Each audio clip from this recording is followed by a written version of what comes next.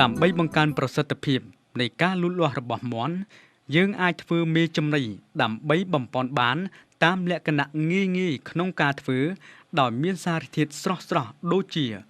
សាច់បន្លែមើមរុក្ខជាតិផ្លែឈើយកមកចិញ្ច្រាំបញ្ចូលគ្នាធ្វើ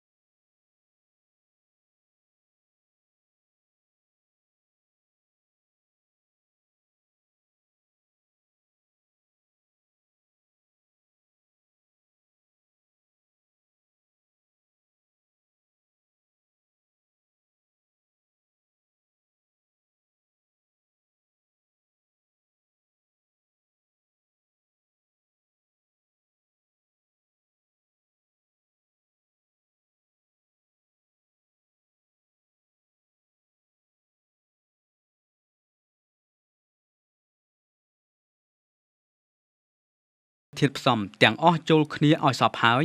យើងច្រកវាចូលក្នុងកែវរួចបិទឲ្យជិតរក្សាទុករយៈពេលយ៉ាងតិច15ថ្ងៃ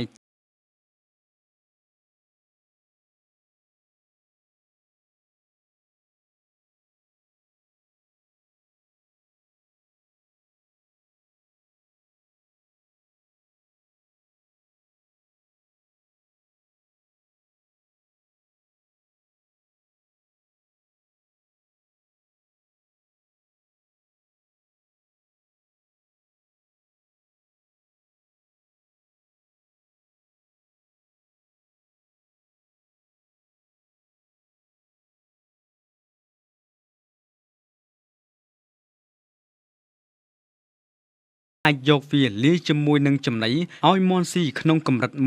1% ឬបើចំណី1គីឡូក្រាមលាយមេចំណី1ស្លាបព្រាកាហ្វេ